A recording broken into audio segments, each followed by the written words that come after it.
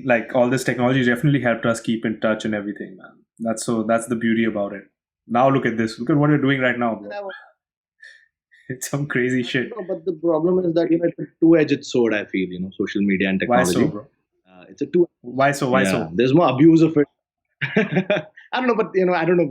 We'll come to that later I if we are Yeah, talking in man, that. for sure, dude. But yeah, I do agree with you that people are like, you can use it how it's a tool, man. Some people can use it for good, some people can use it for bad, and then there's fucking idiots who just like like go through it, consuming it, and like changing opinions and shit. News, chaos, explosion of information, data is the new gold and whatnot. I would be very curious to know as to what Mr. Mark Zuckerberg's thoughts are on this, but well, he's inaccessible. Yeah. But then whatever it Did you is. see? Did you see this? The latest photo of his on social media, dude. You gotta I've see it, man. refrained. Like Twitter's gone crazy. So what they did was basically this guy's surfing. This guy's on the beach. He's surfing.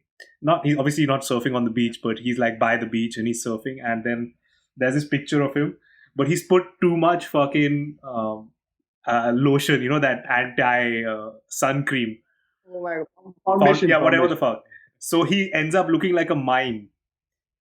And Oh my people are God. fucking like, are people like, what the fuck is wrong with this guy? And then the number of memes. I just Anybody who's listening, I challenge you all to like at this day and age, just go Mark Zuckerberg mime, and This is not old, I'm with you. This is not old. yeah, bro. Yeah, but yeah. But yeah, what did you want to talk about? Actually, Zuckerberg, I don't think he's least interested I about know, us. of course not, So man. But yeah. you're saying what Mark Zuckerberg was thinking, and I was like, yeah, man, this is what I heard about Mark Zuckerberg lately. So yeah, dude, you said that you're doing a lot of. I'm, I'm on social media. Sorry, I'm on social media just for effect. you're You know what on I'm? social media for effect? For some Effect. reason, you're cracking. How's your internet, dude? All right. So hey, man, yeah. So sorry for the interruption, but you said that you're on social media for namesake. Namesake in the sense that I just let my films and my work do the talking. Hmm. It's good to network, but again, as I said earlier, that social media, from my perception, is a two-edged sword. Yeah. It can be used and abused. Yeah. Um, I like to use it as a platform to, so we have a very inner circle. Like you, we are connecting after so many years. Yeah. Like For sure. face to face in a way. Like it's virtual reality, but it's face to face hypothetically. Yeah, I can see your face, man. Yeah. But the thing is, that doesn't mean we are starting from where we left off, because we come from that generation where we did not have mobile phones. It was a luxury. We had seen pages from afar. So we know what it is like to have an intimate, or say a real conversation, so to say. Yeah. Yeah, I mean, even though I had a cell phone when I was like in the 8th grade, bro. I had a cell phone when but it couldn't do the shit that these phones can do. Yeah, the Androids and the iPhones do, no? Yeah, I Yeah. think I think everything went downhill when we started texting each other, man. I think everything went Yeah. downhill in terms of social interaction, because there are some people in this world who would rather text than call each other. And while it's great that it allows for social interaction, right? At least that those kids can actually text each other and talk to each other and things like that. It So mostly, Shivan Nimani, I can, in the truest sense, Shivan Nimani, I can call him a friend, because I know when I need him in yeah, any corner of the world, he will be for me. He's not just an acquaintance. yeah. But you might have 1,400 friends on Facebook, but probably only about 10 or 11 might actually be able to call your Dude, friends. So absolutely, man. 100%. One of the reasons why I don't market my shit on Instagram or any of these social media is mostly because I know that people have really short attention spans there. Like, I might see a post from you and I'll be like, I look at it for a few seconds, and then boom, I'm going to go to the next guy and go to the next guy after that. And they're like, what the fuck? Like, suddenly you've seen 100 people's shit. And it's super weird, man. if you remember Avinash Vasu Abhi, as he calls himself now, I was having a talk with him because his birthday and my birthday come in the same month, and so does Varun's. Yeah. We and at least we wish each other on our birthdays, and we Yeah. haven't forgotten a single year ever since we graduated. So that's a Yeah. good thing. That's a huge thing. Yeah, that's a good thing, and it counts, because it's genuine. But we sort of we mentioned this, and I sort of agreed. And I strongly agree with him when he says this, that social media is nothing but an extended tool of the phenomenon that is advertising. You know what I'm saying? Yeah.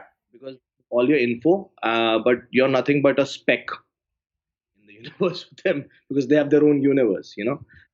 As long as, and it's a give and take at the end of the day, and it sort of made sense to me because but see, again, there are certain moral boundaries, but who's to decide what is moral, what is and what is not, and what is right or wrong?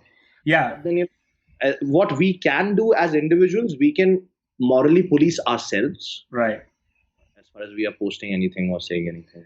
Yeah, I mean, I completely get the whole idea that we're a spec and like things like that, and like especially like large social media can get you to feel that. My biggest issue with a lot of the way modern social media is, fucking Twitter or Facebook is went out of fashion because it was half engaging. Like people would try to engage through posts and long ass posts and things like that.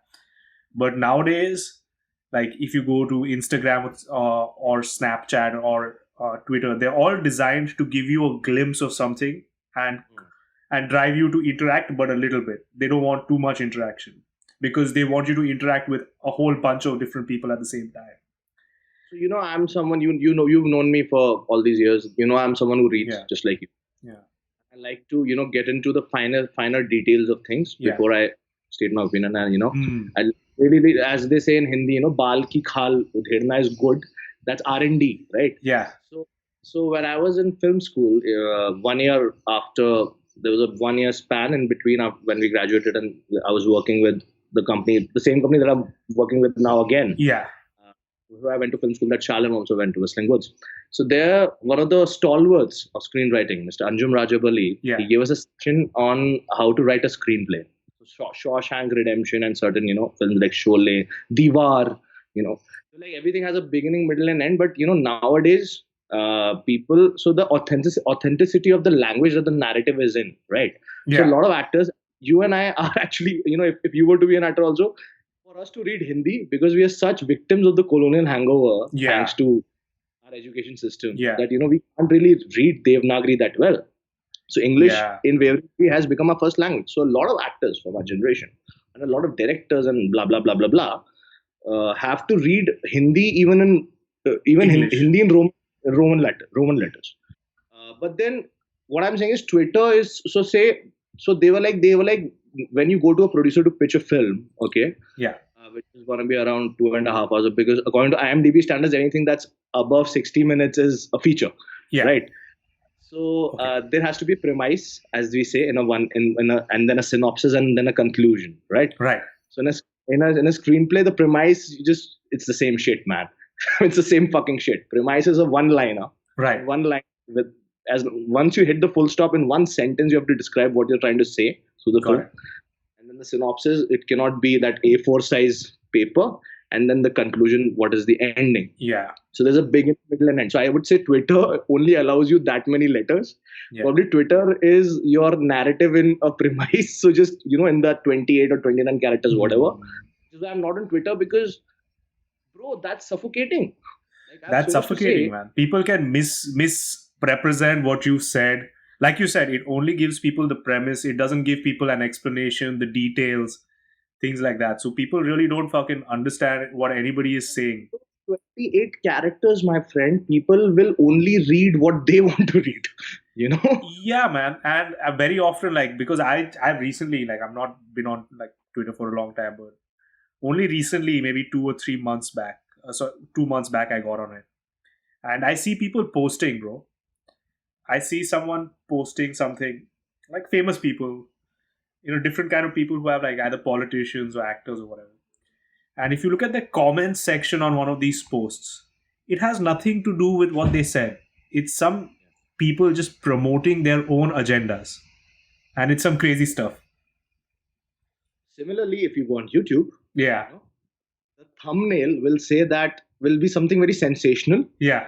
And actually end up, you just click on it. Oh man, did that person actually say this? But they were actually firing the, मतलब कंधे पे रख के बंदूक किसी, they're firing the bullet like it's a sniper shooting shit. for somebody else's shoulder. And actually there is nothing of that sort. Classic Just clickbaiting, man. classic. It is. I'm like, there is no context to this, and you're just, capitalizing blatantly on someone who hasn't even probably met you in their lives and Yeah. probably won't. Yeah, they're just clickbaiting you, man. They're basically trying to get a free view out of you without the. But see, the thing is that shit does not work over a longer period of time. So you're going to get clickbaited once, twice. Like for example, all these news organizations and these things, right? A lot of them try to clickbait you into their titles, right? Like, this person did this person says this person, and but there'll be a question mark somewhere or a exclamation mark somewhere, and then that's when you realize this person is bullshitting. I've been through like 10 articles like that, and then Oh, really?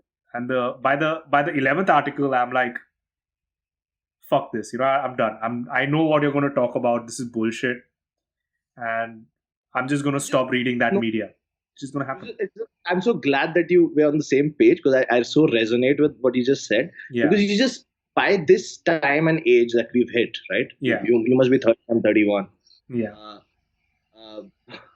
In the first 10 seconds, you get to know where this is going, and then Yeah. you lose interest. Yeah, because this guy has no objectivity, and he will not allow me to speak. There's no point. So it's rather either you stay mum and you mute your audio, or you're just like, yes, yes, yes, sir, you are, what you're saying is gospel, or you just, leave the debate, because it has to be a dialogue. Everyone needs a breathing space to speak, right? Yeah, man. Like when we were in orientation, why are we made to sit in a circle? Because that represents, I'm sitting on the ground, by the way, right now as I'm speaking. Oh, really? Yes, I am. That's crazy. Purposefully. Purposefully, because, theater, right? Yeah, man. Actually, I was just thinking as you were saying this that theater is an amazing medium, because now, especially nowadays, because it when you walk into a theater, you don't have any. You're asked to keep your phone away. You're asked not to talk, and you're asked to engage with a piece of a piece of content which is like age old, right? Like in terms of the narratives that have been designed and that overall story arc is something which actually you can connect to. What do you think about that, man? I'll tell you something. I'll quote Flame again, because that is our common ground. Yeah. If you look at the statistics, how many boys were in arts as their major? If you look at the ratio. I'm talking about boys. Very few. Majority of the boys were in BBA. Yeah. So basically, in a liberal arts college also, we were one of the first generations. We were the second batch. Okay. Now what I'm saying is, Shalin did psychology as his major, theater as his minor. I did IS, international studies, as my major. Oh, you did? Theater as my minor. Okay. Yes.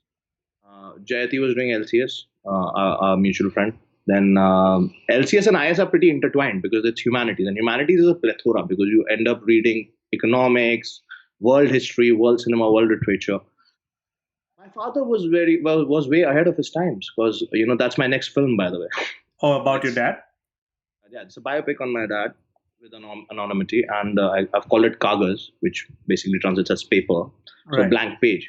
So you be objective about it. And it's about communal disharmony.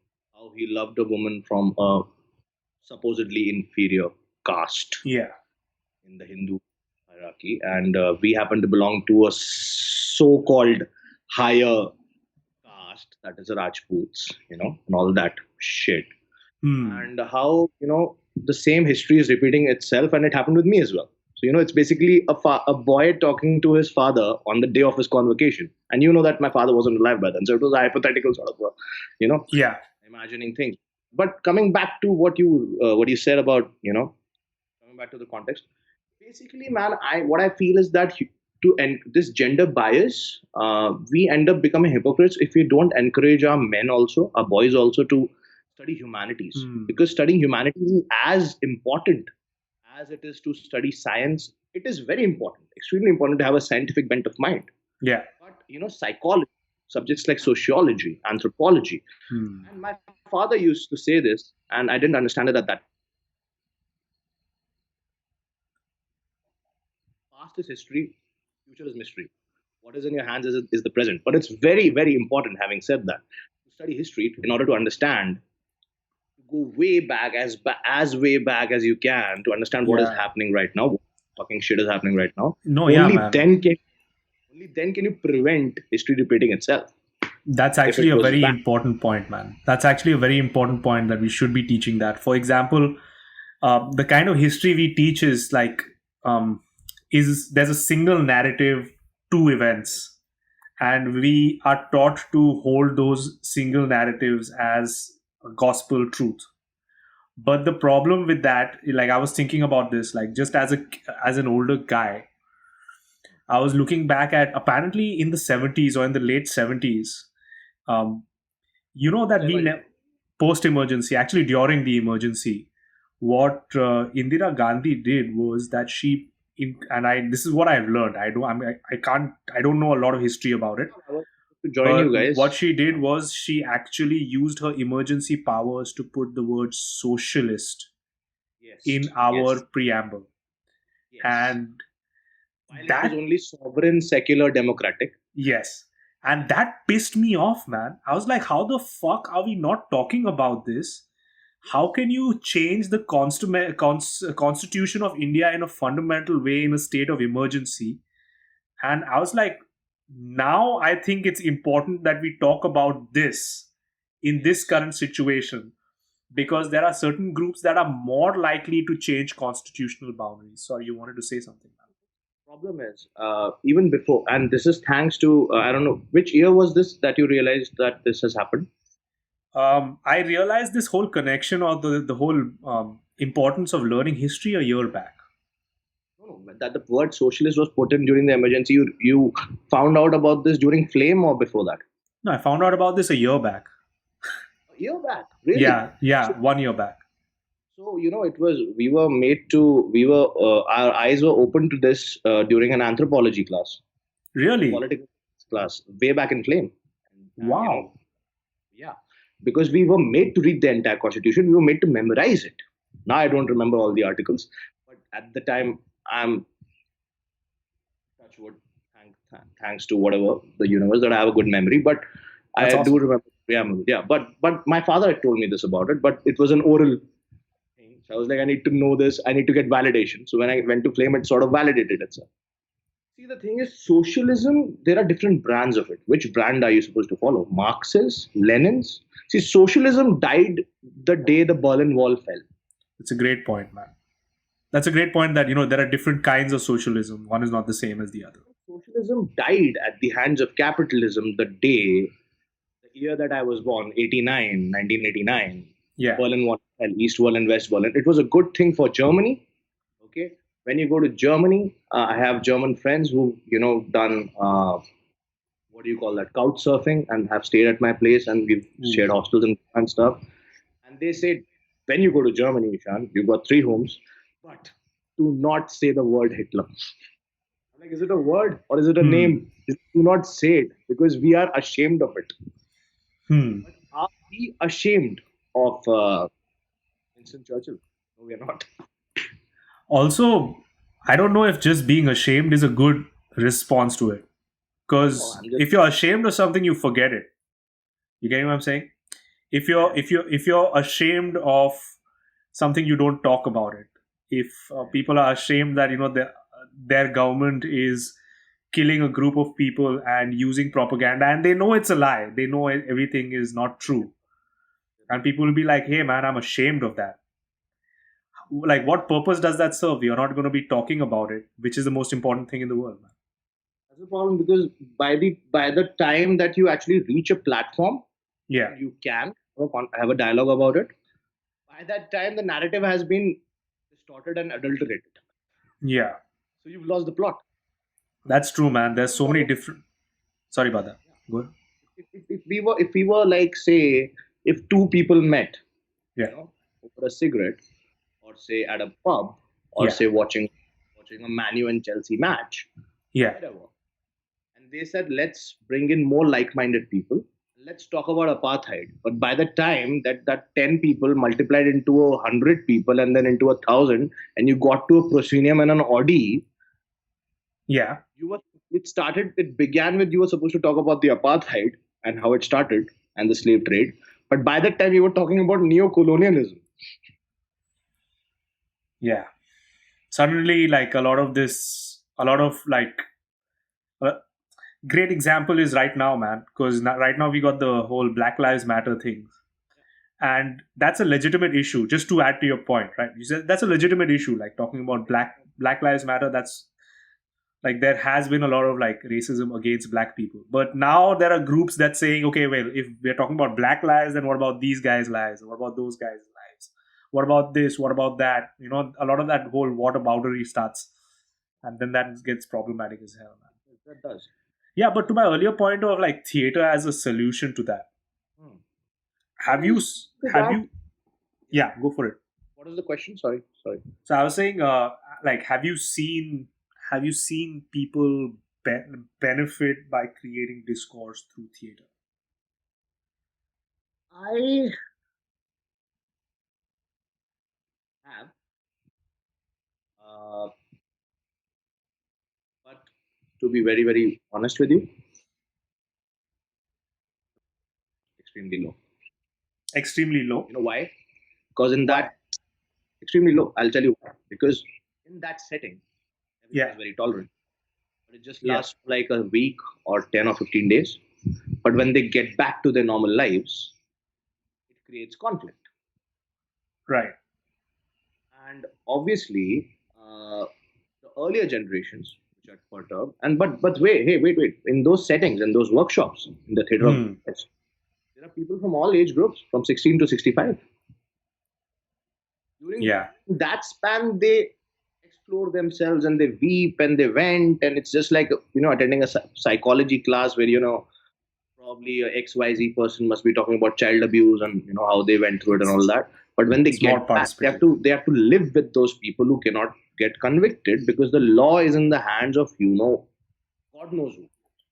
So you're saying that your work. Okay, so let me just get some context here. These people are people who've experienced some kind of traumatic life experience that you're talking about, that you've worked with in theater. Yes. So I'll tell you something. Also in Flame, when I was attending this personality psychology class, okay, Hmm.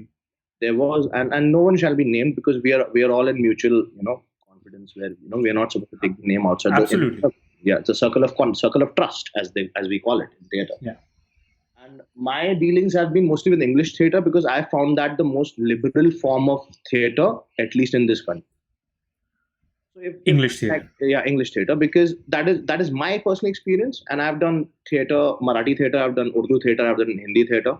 But people who are the most liberal in that sense, who are willing to listen and who don't want to impose their own preconceived notions Yeah. on others, I found in English theater, and giving every other form of theater on the entire globe their benefit of doubt. There are good and bad people everywhere, but But who's to you like decide? English theater. I've liked English theater. I'll tell you why. Because English as a language is the widest spoken language across the globe. Hmm. There's no dispute with that. Yeah. That's because the sun never set on the British Empire for 300 years, right? Yeah, for a long time.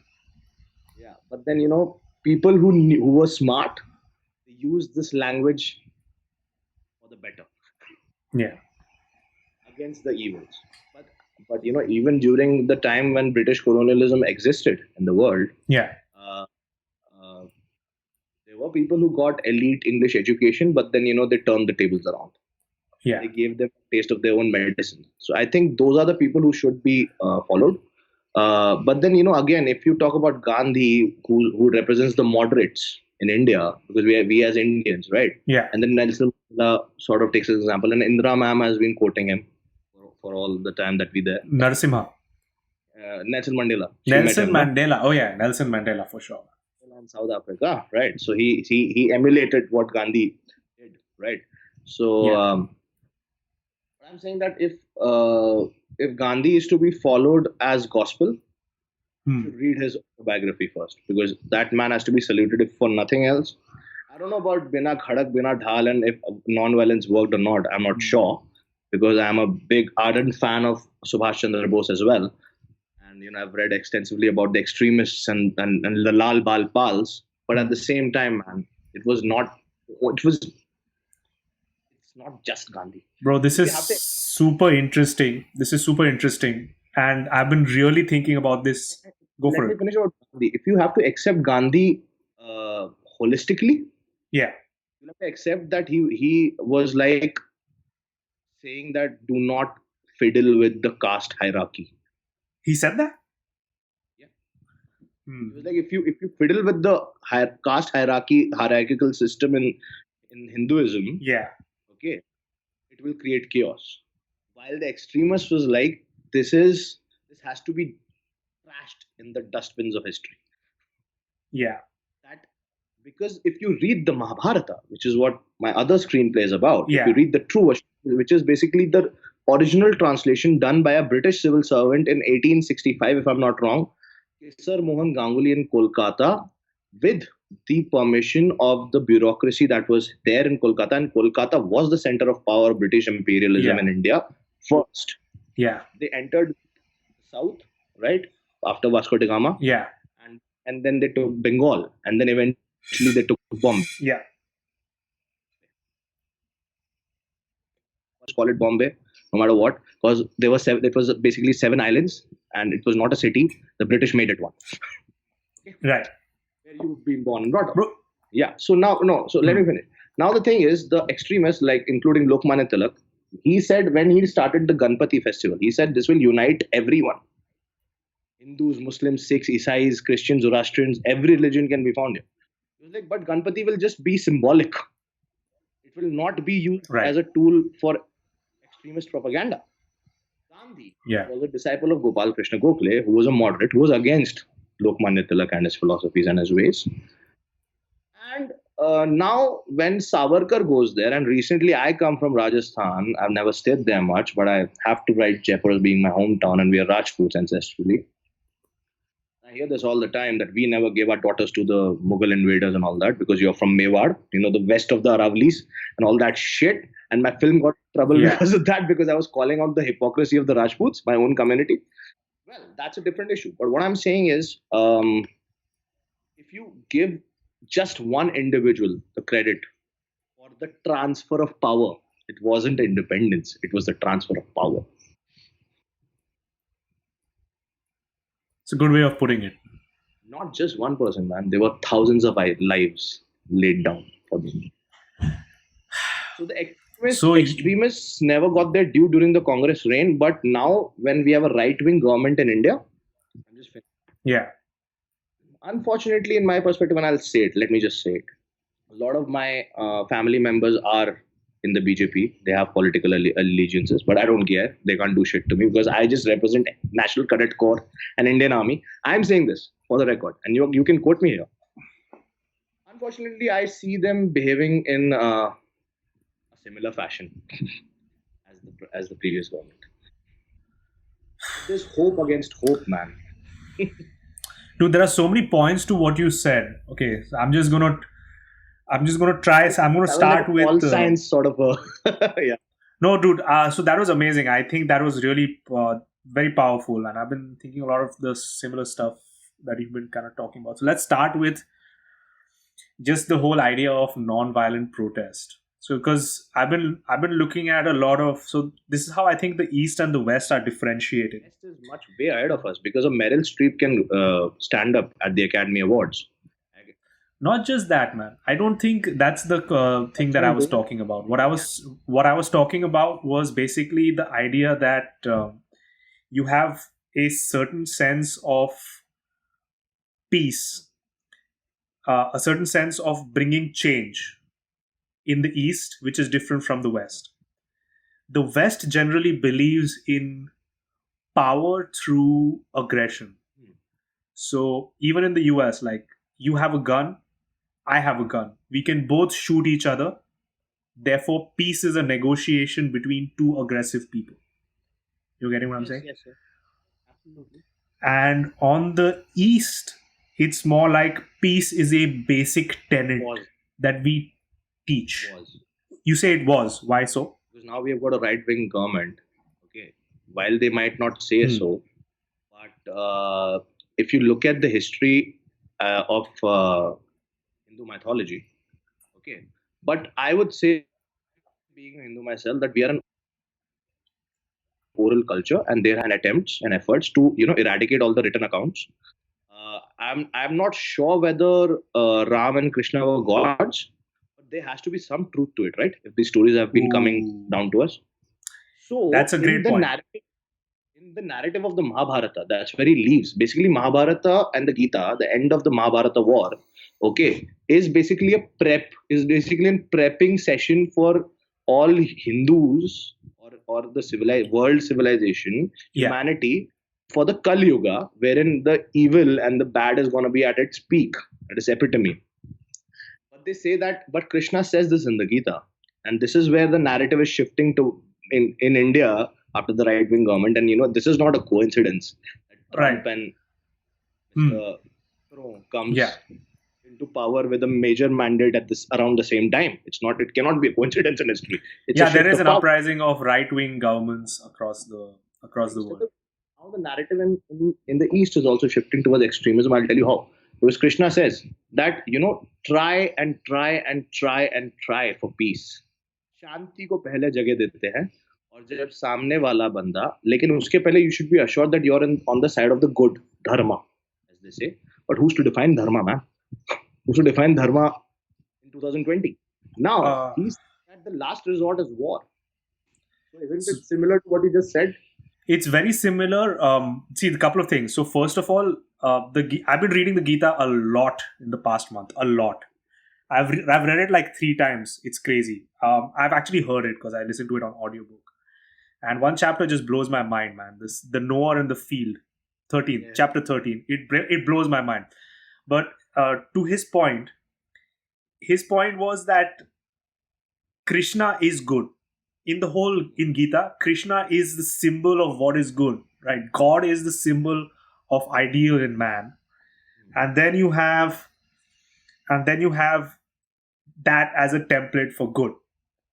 Now, to what you mentioned about the whole argument for the caste system, and I can see why Gandhi would say yes, like would say you shouldn't mess with the caste system, because Gandhi was a traditionalist.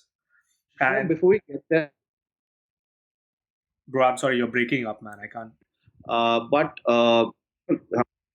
that is actually the climax of Mahabharat, But do you really, have you really, I don't know if you have, but do you really know where does the Mahabharata actually start? Where does the conflict actually, the seed of the conflict in the Mahabharata is sown?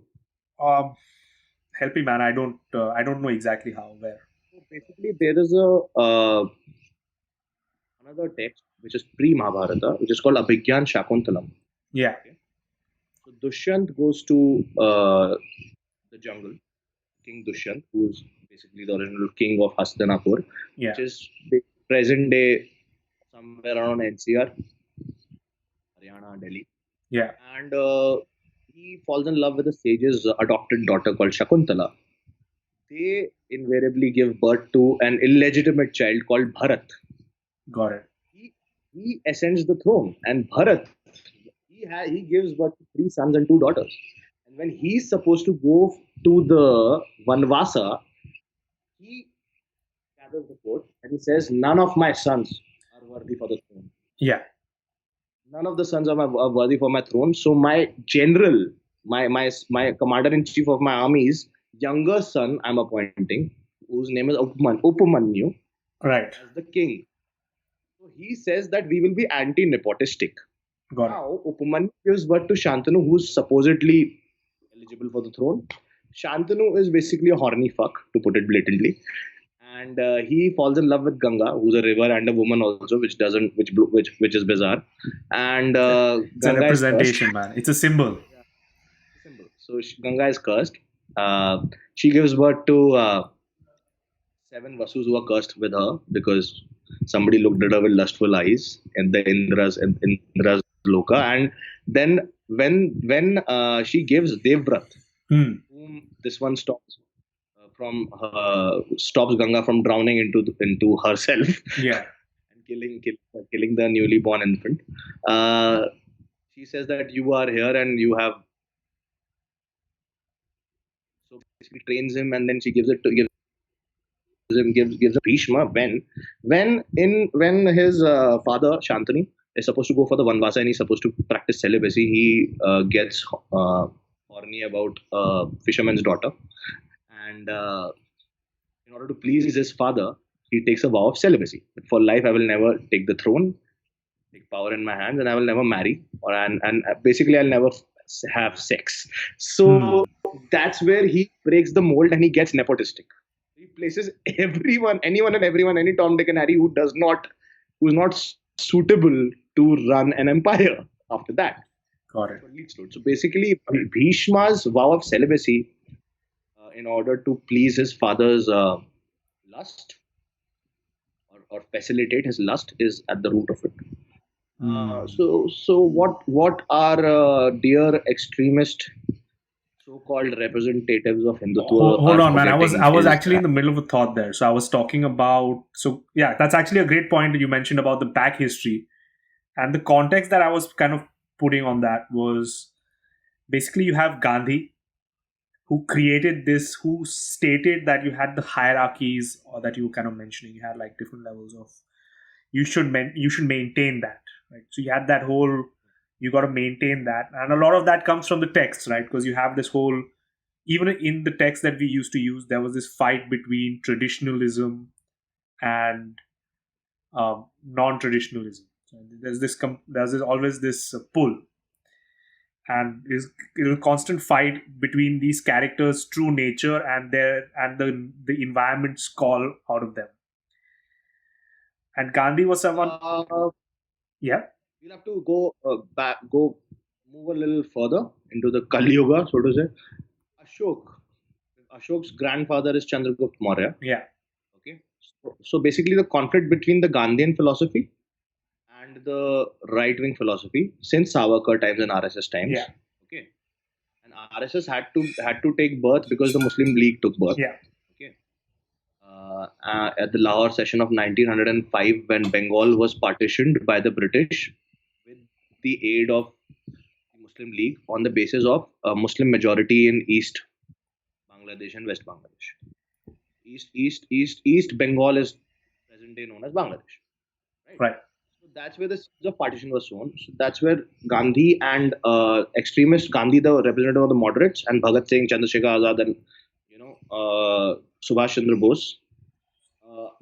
The conflict is basically between Ashoka and Chandragupta Maurya, my friend. Gandhi is saying that when Ashoka conquered Kalinga, and he had the vastest territory ever, largest, not even Akbar the Great, only two kings in the history that we read in ICSE and CBSE. There's basically the only two kings in the history of India who have the Great title after them. There's Ashoka and then there's Akbar. They both names start with A. It's not a coincidence. And they're both basically talking about peace and secularism. So Gandhi is saying that Ashoka put down his arms, but Chanakya, who basically put Chandragupta Maurya, who was nothing but a commoner on the throne, who was Ashoka's biological grandfather. Yeah. The right-wing people are saying that was a mistake going in for Buddhism, because if a Hindu ruler, the concept of ahimsa is actually coming from Buddhism, my friend. I don't know, man, because a lot of like our Hindu texts also talk a lot about just basically.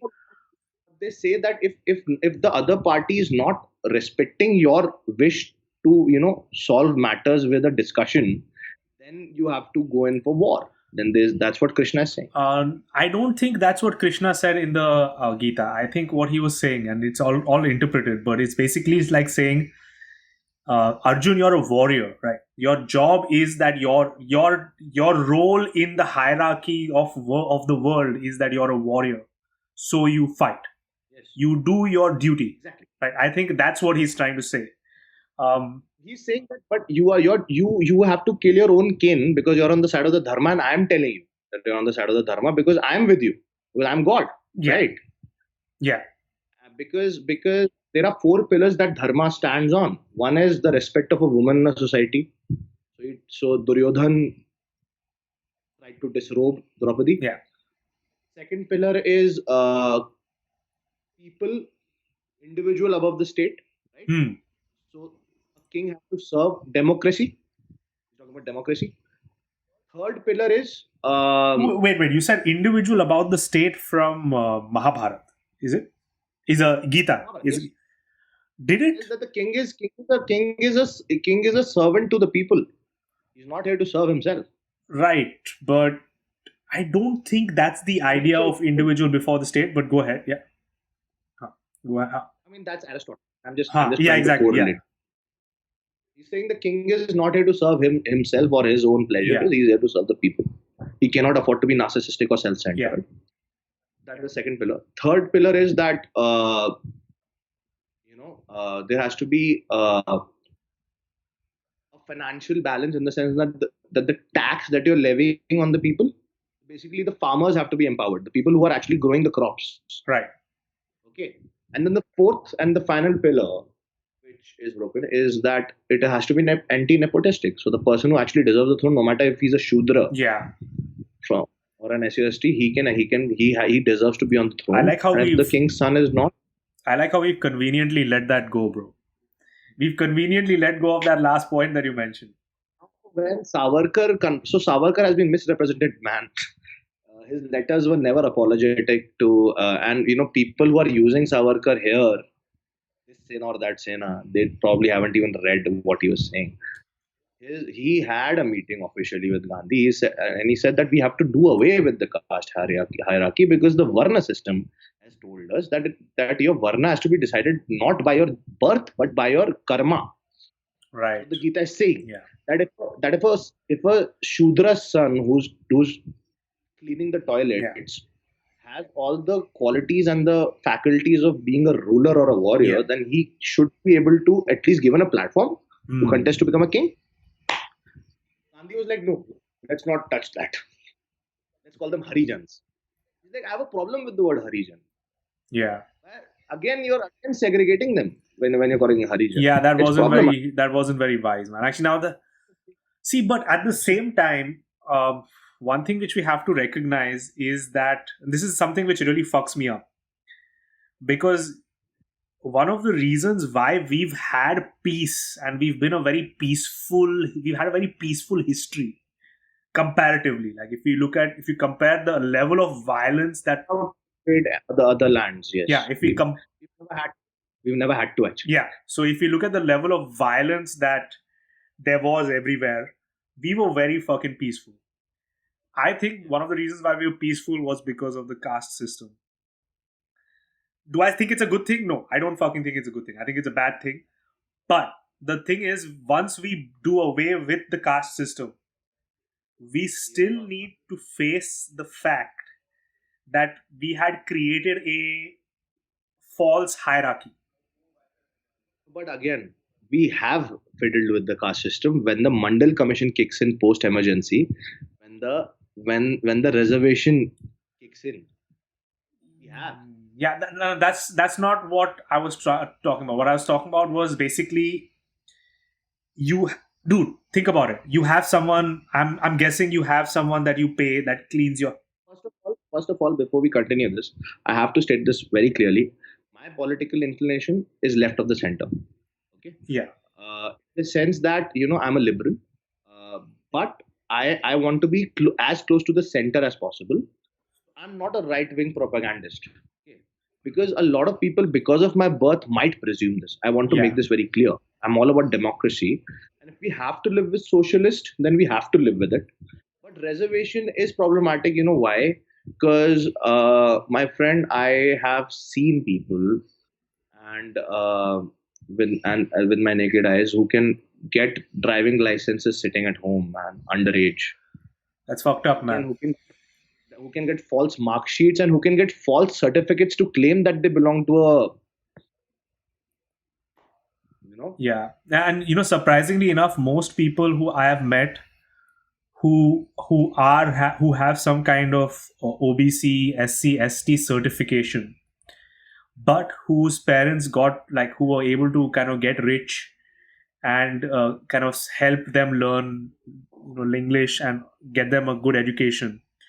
Most of the people I've met, even though they may have gotten a certain percentage in school, they have not used their certifications to use quotas.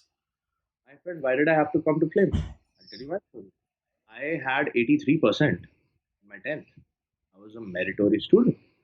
But the people who got my seats were like 55 or 60, man. You know? And I don't know if they were genuinely, coming from a OBC, SC, ST background. SC background. Who's to say and who's to figure? But having said that, I was privileged enough that my father could afford that education, and they were graceful enough that they gave me a grant because after my father's demise, we couldn't have afforded that. But so I was lucky, man. But Yeah. then we are privileged, Shivam. You and I think about so many people. But the thing is that again, the root cause, I would say that I will agree with Gandhi here that India lives in its villages, and we've killed our cottage industry and we've killed our farmers, man. You know, and no matter which caste hierarchy they belong to, um, we need to go to the lowest common denominator, and we need to give back in whatever way we can. And the only way to do it, and no disrespect to you and no offense, and I'm not pointing a finger at you, you're sitting there, but you can do your bit sitting in New York as well, no? But the thing is that, like what Amir Khan is doing with Satyamev Jayate and with his foundation Yeah. is commendable, because he's actually working with the Pani Foundation. He's working on the problem with the water. Because, brother, we can live without food, but we cannot survive without water. Yeah. We've killed our rivers, we've murdered our villages, we've killed our what Gandhi started, the khadi. We're all wearing, we're chasing Western brands. Yeah. You want to eat McDonald's, I'm sorry, I'm taking names. But if socialism is a problem, so is capitalism. I don't agree with China. you there, man. I don't think capitalism is a problem. And I don't think socialism is a problem either. I don't think either of them are issues. Why do you? It's just simply because we exist in, as long as we exist in an open democratic system and allow those ideas to prevail over free speech, if we're talking freely and openly, and if we are talking as part of a democratic system, then one idea won't, you won't have like, you won't, there's no way that only in a like in a democracy that an only a homogeneous sociologist perspective, socialist perspective is going to come up. It's not going to be that. Let's go there when you said that socialist. So whose brand of socialism? Nehruvian? I'm talking about the modern day democratic socialism that's common to a lot of countries with a big middle class, like At the crux of it, socialism talks about status quo and the revisionist, right? yeah. So that basically, if you want to go totally with socialism, then you have to overthrow the status quo. Who's the status quo? Have you identified them? So the idea is not that you need to, so the thing is that that's the more revolutionary version of the socialism that you're talking about. That's the crux of it. No, sometimes a lot of moderate socialists or a lot of socialists within a democratic system Center like me. Yeah. argue for things like redistribution of income through economic policies and things like that, where where basically where there's too much income inequality within a democratic system, especially here in the US and even in India to a very large extent. A lot of the people who are in India, the problem, I really agree with BJP when they say that the left had run amok a few years back. It had, but anyway, that's I digress. My larger point was that basically, if you're a socialist, governments within a democracy help keep the income inequality in check by kind of advocating for that. And I think that's a great position to take. And at the same time, capitalism has its benefits as well, man. Like, for example, What are the benefits? I would be very intrigued too. for one, it's just crazy amounts of innovation. Okay. So scientific bent of mind. Not scientific. So it's like, if I'm scientific, yes. Taking a scientific approach, yes. Yeah. So if I'm part of a capitalist system, my job, like my value, is based on the value that I create for other people. people see that as a bad thing, and sometimes it can be a bad thing. But sometimes it can be a great thing as well because it allows me to innovate. The reason we have, like, the reason a lot of innovation comes from the states is because they've set their economy up as a capitalistic economy. It allows us to actually have this conversation on a MacBook Pro over the internet, which the US has created, over like basically a lot of the systems, and that's the culture of entrepreneurship that is promoted by a capitalist system. This is where even I love capitalism. This is Yeah. one face of it. Where I dislike it is junk food, meddling with the water tables of third world countries with aerated drinks, Mm. destroying the physical health Yeah. of future generations with pizzas and burgers, Yeah. and soft drinks. Which let's face it, man, they're not good for you. Yeah, that makes sense, man, because every time there is someone, like, because the thing is, capitalism promotes strong mindedness. You have to be aggressive, you have to be not extremely selfish, but you have to be selfish and at the same time create value for other people, which means you have to be selfish. You're serving yourself, and in that process, if you haven't forgotten that once you have served yourself and you have a surplus, Yeah. then you can empower others. Yeah. That's good. Ye- I'm all for it. Yeah, I'm exactly. all for it because I'll be hypocrite if I say that I'm not doing it. I'm doing it at the same, because why am I on YouTube? Why am I hunting for subscribers? Yeah.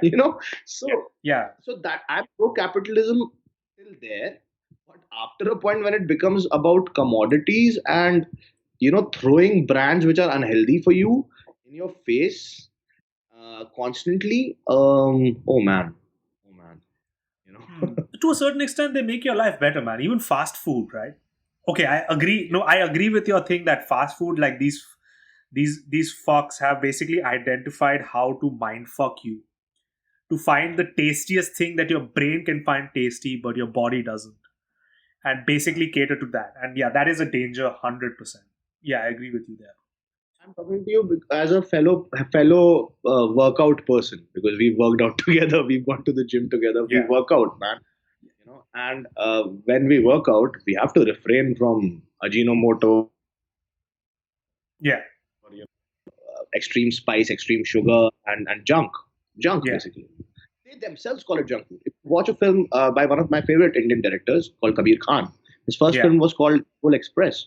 And people are bashing YRF. I'm like, what are you, crazy? They've given Kabir Khan a name. His first film, Kabul Express, he's it's basically an autobiographical narrative. I don't know if you've seen the film. no. He's there, and he's covering the war in Afghanistan after 9/11, Hmm. and he's got another DOP, a cinematographer with him, who's played by Arshad Warsi, the main protagonist, who's representing the director. Because in most of the narratives, because I write my own films as a director, the protagonist is basically representing and emulating the writer, which is the director. Right. John Abrams. They come across a truck which has been shot by an American, aircraft's missile, Yeah. and it's like bottles of aerated drinks, cans of aerated drinks falling out of it, right?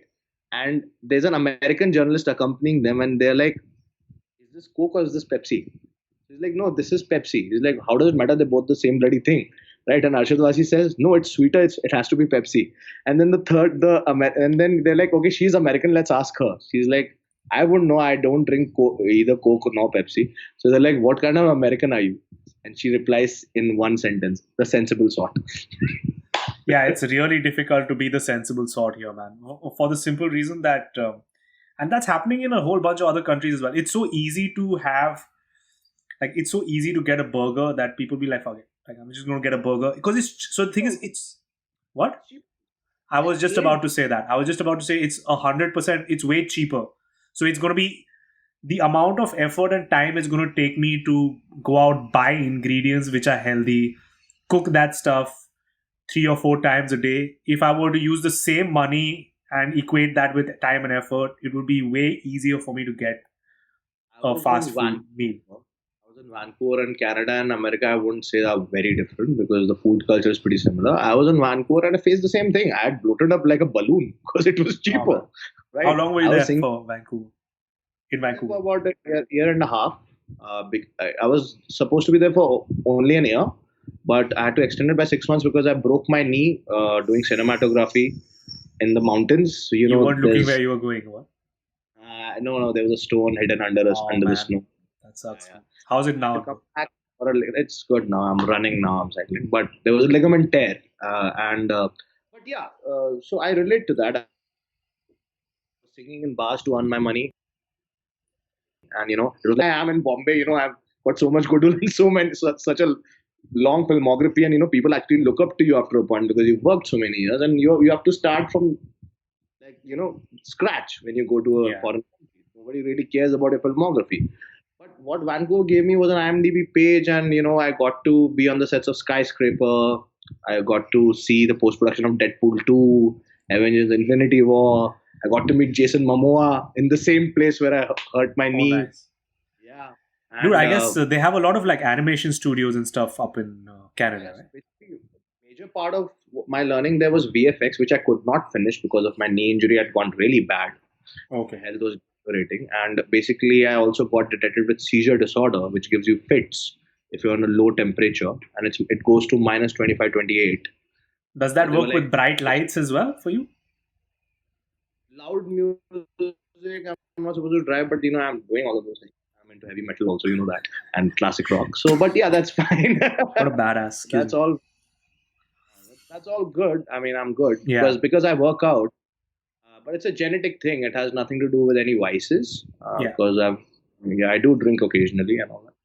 I'm controlling myself. I've almost quit smoking. But the thing is that I remember you being a smoker, and you quit. You were the first one Oh, to bro. quit, I think. Yeah, but then I started smoking again. Oh, really? Okay. I did. So That's I think around at 26 I started, but not like I didn't smoke a lot. I smoked a little bit, and then out here, I don't know if how long back you were in Vancouver, but there are these things called. June last year, 2019 June. So then, in that case, have you tried Jewel pods? No, I've tried Purple Haze and Sativa because it got legalized. No, I'm not talking about weed. I'm talking about Jewel. No, I haven't. What is that? I It's don't like know this. what that is. They're basically these pods where it's basically vape. Okay. You can vape Okay. like nicotine, and Right, that right. shit is like, Yeah, right. I've seen people doing that. yeah, you look like a fucking idiot when you do it, but it's It's like yeah, yeah, yeah, like yeah. that. But it's so addictive, man. It's so addictive. It's crazy addictive. Nicotine, man, it's crazy. And So, and now that's that what I you're was back, saying. what are you up to, man? Nowadays, what are you like? You're mostly making films. You're directing films. You're acting in them. What are you doing? I People keep telling me and keep reminding me, including Varun, that you're a very gifted actor and you should act Yeah, more. exactly. But, yeah, there are three schools, and I just knew this was going to be brought up. Yeah, but I've studied everything, like all the schools that I could. There's Stanislavski, the method. I've studied and I've practiced. I've studied Brecht. I've studied Budowski. I have played the lead, especially after Whistling Woods, in about 48, out of which only 5 or 6 of it, 48 short films, and one feature, Indo-Iranian venture, where I was the chief AD. AD is assistant director, is it? First assistant director, which is the second most powerful person on a set after the Ooh. director. Yeah. And so I was lucky again, and this was under Ketan Mehta's banner, and this was Majid Majidi, if you know the Iranian filmmaker. His first AD, Ali Shah Hatmai, was making this film called Humsafar Khurshid. So if you go online and you Google, I was the chief AD there. And I also rewrote the draft in Hindi for them because the Oh, original draft was in Persian, and then somebody translated it into English, and the person who translated it into English wasn't very good with Hindustani. So I actually went to audition for a cop's role, okay. investigating matter. So I got the cops. So they were like, "Oh, hey, you have a humanities background and you're a good command on language. So why don't you become a chief AD?" I was like, "What?" So so I got to handle a crew of 1,500 people, and What it the? was crazy. Oh, And that's people amazing, come. man.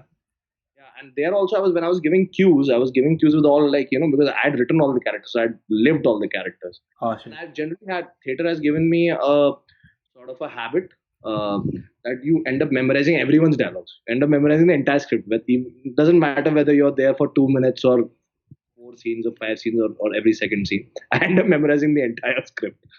So was 300 pages. It was crazy, and I had veteran theater actors and senior directors and people who were visiting the set come up to me. You'll make a great director. Why don't you direct? Yeah.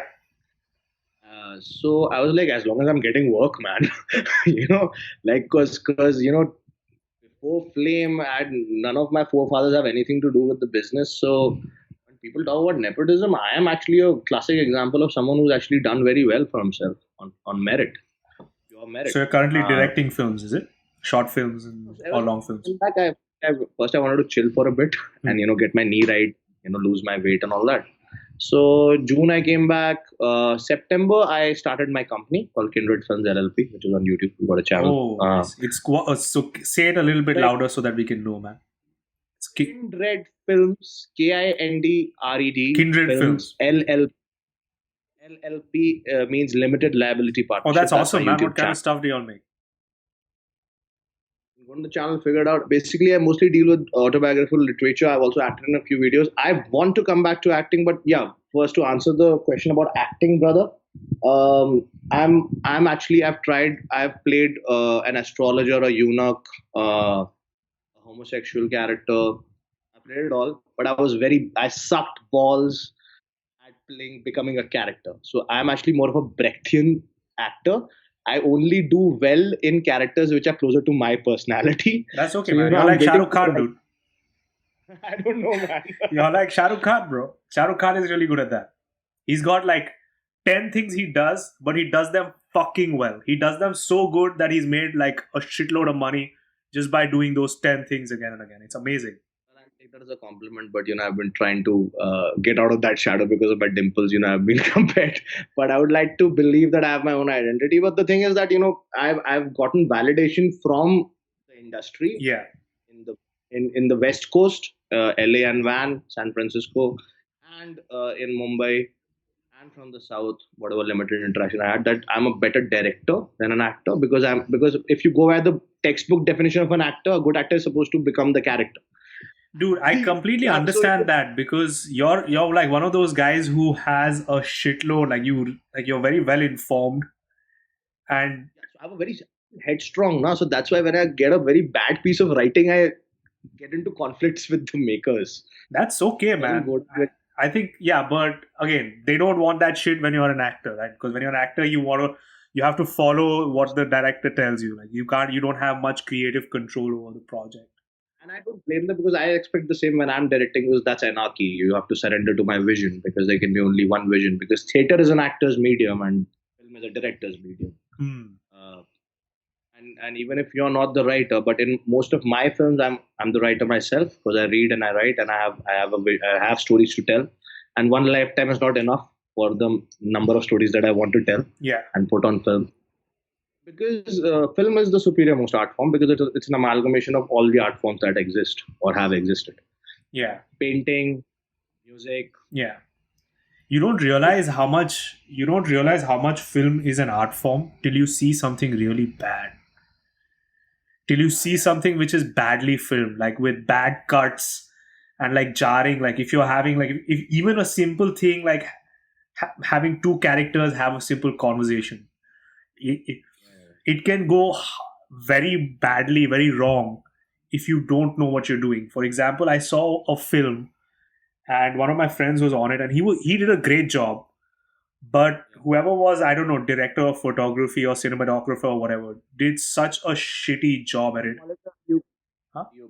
DOP, right? So this individual was basically cutting, but it was like a completely sideways shot. So when people were talking, it looked like they were going like side to side like that.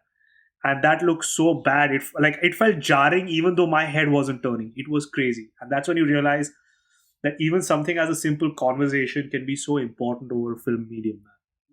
A funny anecdote, recent experience. Man. Ever since I came back, one named the veteran writer. He started his own company, and I had started my own company at around the same time. And he was like, "Oh, hey, this guy's come from Hollywood. You know how in India they get all overawed that he's worked in Hollywood and he got that Deadpool and all skyscraper on his filmography and Surrey and all that. That's crazy. Like, cool. But he comes from that school of filmmaking in the 80s, which is a dark chapter in Bollywood, which we all want to erase and eradicate from our memories. Because all the Sarkailo Khatiyas and bad lyrics and bad editing and all that you're talking about and aping the West without even, buying the rights. Yeah. Let's face it, I had a conversation about this with Rui as well a few days back. And she agrees. And it's the truth. Now the thing is, it becomes practically impossible for well-informed and well-read individuals like us who have an opinion, who have a voice, to regress and work with people who say, script क्या होती है, story boarding क्या होती है, rehearsal क्या होता है, workshop क्या होता है. हम तो सेट पे गोविंदा के लिए डायलॉग लिख देते थे. सर माफ करो, हमसे ना हो पाएगा. I want to be prepared, Yeah. and I want a workshop. I want everyone to know everything. Yeah. And there's process, there's pre-production, there's production, and there's a law of access. You can't break the access. I want my cinematography, my storyboard, my short breakdown, my continuity sheet, everything in place. So I have an OCD like that, so that helps me. But then again, there's a conflict between the old school filmmakers who have no idea Yeah. as to where to place the camera, and you can see it in their films. Yeah. And you don't want to revisit them because they're haunting, if none, for the lack of a better Yeah, word. I mean, I guess they get you to cringe Yeah. as a filmmaker for sure. So, Yeah. So I just, with politely, I just walk out and I say that I would not be comfortable collaborating with people like you because you're just trying to, stalking is heroism and stuff like that, and the yeah, male gaze and it's just some dumb shit, dude, I was watching this. I've been watching this show on Netflix. It's called Dark. Have you seen Dark on Netflix? I haven't seen. Last thing I watched on Netflix was Sex Education, Okay. season 2, which was nice. Yeah. And I watched Money Heist, a little bit of it. Hmm. But the problem is when I'm making films now, because I was making films throughout the lockdown as well Yeah. with our intern juniors. So the problem is I refrain from watching any audiovisual content made by another person while I'm in the process of creating something, because then you can get subconsciously. Yeah, that's true, man. You can get subconsciously influenced by that kind of stuff, and that shit can it can turn out pretty Now bad. Sorry. Yeah, because now I've come to a place where I've developed my own cinematic language, which is unique to me, or at least I would Okay. like to believe so. Because when I've made my first short film, which was in Flame in 2010, Yeah. you could see Tarantino and Scorsese everywhere. By the way, I still have Pulp Fiction and Pursuit of Happiness and all of that, Shawshank Redemption Nice. posters on. So That's- yeah, but coming back to theater as a device, yeah, we were talking about theater, no? What we I think we digressed from what you had asked me somewhere. Yeah, that's fine. It was a good digression. I like the digression. No, my question was basically, so one of the things that we spoke about was just when we were chatting was your use of pedagogy of theater of the oppressed, which I think is a derivative of Paulo Freire's pedagogy of the oppressed, which involves people basically working with communities to help individuals identify what they want, right? That's the whole idea of pedagogy of the oppressed, which is that individuals begin to identify the change that they want to create from their own lives, and there's no one savior in that. So how have you seen theater actually be helpful in that situation? for the people that it has worked, and it gives me the greatest high, better than any scotch that I've ever tasted. I'm not into bourbon. Okay, so I'll tell you, man. People who actually the word is empathy and not sympathy. People who can genuinely cross that boundary and that huge barrier. Yeah. Immediately sympathizing with someone and get to empathizing with someone. You don't have to be an actor. You actually fill that person's shoes. And then once you start empathizing, empathy is a start. And then as a facilitator, as a director, as a mentor, my job is to stop it before it goes south, Yeah. before someone slaps someone or there's physical See, violence is not just physical; it's also verbal, right? Yeah. Because before it crosses that boundary, that's where my role comes in. But then I'm a silent spectator. See, I take the horse to the well, and it's on the horse to drink the water out of the well. Now, people who do end up doing that, it becomes quite a life changing sort of a thing because it has happened with me. It started with CTW back in 2010 when I first, and I was a little, we were 7 or 8 of us, Yashwant, Jayati, who else was there? Apurva, the lot, right? But Jayati attended the Forum Theatre workshop while the others wanted to party and have beer. But when we went there, we attended, it was just a 4 hour long workshop, man. Sort of changed my perspective towards so many things and sort of made me realize so many things about myself that, I had misogyny in me, which is because of thanks to my conditioning. I was a Right. misogynist. And How not did that you I'm- realize that during the workshop, though? Yeah, because like simple things like when I'm driving on the road and I say, "Yaar, lady driver alert," ye log chalati kyun? Right. I was ashamed of taking my mother to the parent-teacher meetings because she couldn't converse in English. Hmm. How did you how did you realize that you were like those things about yourself in There was a a moment. in the theater session? Yeah, so there was a moment when I was a participant in 2010, and they were like, "Give your introduction." So I was just Yeah. going on and on about my father's achievement, and I just said, "And we heard everything about your dad and what you have done so far, but we didn't hear a mention of your mother." And I just literally said this, and I literally said this. This was my tonality, and they say in acting that it's not what you say, how you say it. I said this. What about her? She's just a housewife. Right. And the rest of the people had their eyebrows up and their eyes on. That's not a small thing. What's her education qualification? I said she's an MA in Sanskrit and Hindi, MA honors. Like that's not a small deal. Yeah. I got so humiliated. Nobody said anything to me, and they moved on to the next participant. I got in such.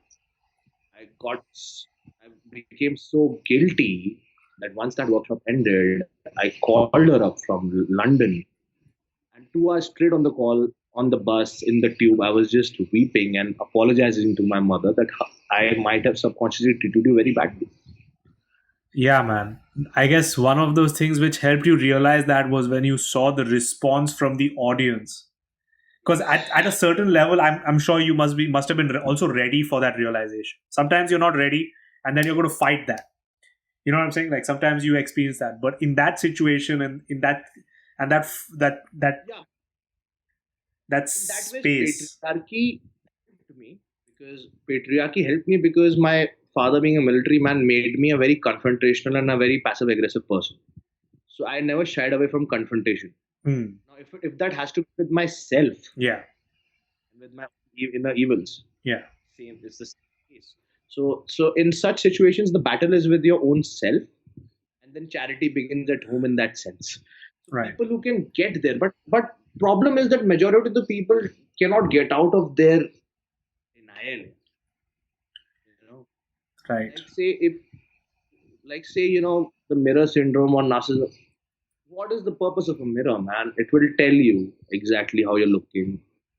If you're fat, if you're plump, if you have a belly, if your lips are turning dark or your teeth are turning yellow because of nicotine, it will tell you. But the thing is, if I want to quit smoking, I have to accept the fact that I'm addicted to smoking. That's a start. 90% of the people in those workshops, they don't admit only. I mean, even if they say it for effect, they Yeah. don't admit to themselves, yeah, that we have a problem. That's what I think they're not ready, man. I think like people go through their lives. Like imagine you go through 10, 15, 20. Like when you had that realization in England, I think you were what, 19, 20. You're still young. I was 19 and I had just lost my father 4 months before that. And it was a traumatic time for me. Yeah. And I thought that I'm not in depression. Yeah. Okay. Then Flame was helpful in what way? Because we had a counselor. Yeah. Mandated for me to go seek help, talk to a counselor. That's amazing. Yeah. So I was lucky, but then the problem is that in government colleges, do they have that sort of a setup? I don't think so, man. No, bro. Because probably they don't even know the meaning of the word patriarchy or misogyny or whatever. Yeah. Yeah, I mean, that's what I love about the whole theater experience. If you use that in an educational way, is that it allows you to get to realizations. It allows you to get through insights to yourself, but in a very gentle way. Like So the in thing is, I'll tell you something, brother. This is what I do as a facilitator. After having read psychology, and I'm sure you've read it as well, any child, regardless of which country, which language, which strata of the society, anywhere in the world, this is a universal phenomenon, and you can and test it. I challenge the people who are watching this. yeah, Uh, any child, he or she, in the formative years, will never do what their parents or their orphanage or whosoever is their guardian yeah, tells them to do. They will do exactly what they are doing. So you got to walk the talk. I have to respect a woman, and if my participants see me doing that, practicing that yeah. in my real life, and respecting consent, they will probably not end up Hmm. raping anyone. That is about feminism, or say the culture of rape, or misogyny, or male dominance. But charity begins at home. So the thing is, no matter how old you are, man, when the participants are coming to you, certain participants are 20 years older than me. They're looking up to me because I've been put in a power position, right? Then I bring them down. We sit in a circle of trust, and I'm like, I'm just a Hmm. participant, but I'm just a facilitator. That's why we don't use words like boss or HOD or managing director. you know, Hmm. So you do Say this with calmly, like organizations or anywhere, everywhere. I do this in my pre-production when I'm making a film also. So I so say true. that this is the time when we're doing the workshop. I'm a participant. Hmm. Vision is mine. You have to make my vision and my story yours. This is the Right. time to give all your opinion. This is democracy. But once we're on set, then it's anarchy. then it's dictatorship. Because now you gave all your opinions. I took what I had to with mutual consensus, democratically, and I left out what we had to. But it has to become about us. Basically, if I'm the genesis of a story, even as a maker, right? Hmm. So that's what I do and apply in my when I'm making a film, wherein I can actually call the shots, and I can say tell anyone to fuck off, and keep anyone on, leave anyone. But I choose not to do that consciously. Sometimes I succeed, sometimes I don't. It's subject to circumstances. Yeah. But it's an ongoing process. It has to be a dialogue. It has to become about us. It has to become every. The thing is, it's like about the idea of a nation. We are all here to serve the preamble and the tricolor. Okay, so when we are making a film, we have to serve the film. Nobody is bigger than the film. Hmm. Similarly, if say a TO workshop, which is going to last for 7 days, and it has and that's why we don't do what a lot of academic institutions do. They fill up classrooms with 50, 60 students. Yeah. How will you get individual attention? And that, but who's to blame? Yeah, we live in the second most populated country in the world. So you can't blame the education system again, because they also have to uh, but at least in my workshops, I don't take more than 10 people. So everyone gets Hmm. one-on-one time. And what are these workshops called? Some call it applied theater, some call it forum. In the UK, they call it forum theater. In the US, they call it applied theater. In India, we call it TO, theater of the oppressed. You know, Hmm. and the thing is, but you, before you are becoming the facilitator, you first morally police yourself and check: Yeah. are you sane? You know, Right. are you sane? And no shame in saying that. Yeah, I do visit my psychiatrist, even if I am not feeling any symptoms, Yeah. but it's okay now to go and have a talk. But sometimes you don't even need a shrink, man. Like I'm talking to you, this is pretty therapeutic for me. Dude, definitely, man. Because the thing is, if you're having a genuine conversation with someone, after a point in time, you're going to begin to realize things about yourself. Like even in this conversation, the past hour, I realized a couple of things about myself, and like I obviously attended to that, and I'm sure that process kind of unfolds for you as well. Also, you should really. One of my friends, Avinash Raju from Teach for India, actually is doing something very similar to what you're doing, but not exactly. So basically, theater of the oppressed is, everyone's at the same level, everyone's kind of talking and like basically identifying, like getting some level of ownership over what they have to do, like basically. So um, his form of something is he calls it a darbar, Right. and he came up with this idea was basically, and the usefulness of this is basically that it creates a lot of collaboration after the event. So the darbar is essentially this: you get 2 minutes of or 5 minutes to present whatever you want to an audience. The audience does not respond, just only looks, right? You can share information, you can talk about a skill, you can sing, dance, whatever, right? You have that for 20 people, like each one of the people go in that space, and then afterwards they have a conversation. That's the way the space is designed. But the way he does it, it's crazy because there were so many people collaborating in their own entrepreneurship venture in the work that they were doing, that people have approached him and said, you know what, we want you to do this for our organization, we want you to do this across the organization, so many different things.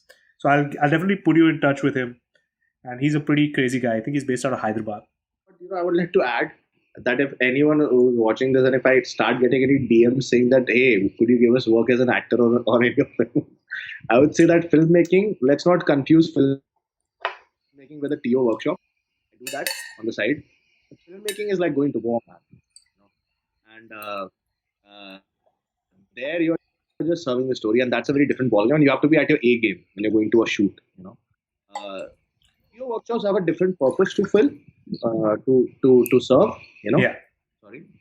And films are about. So when I'm making a film, man, there I'm all.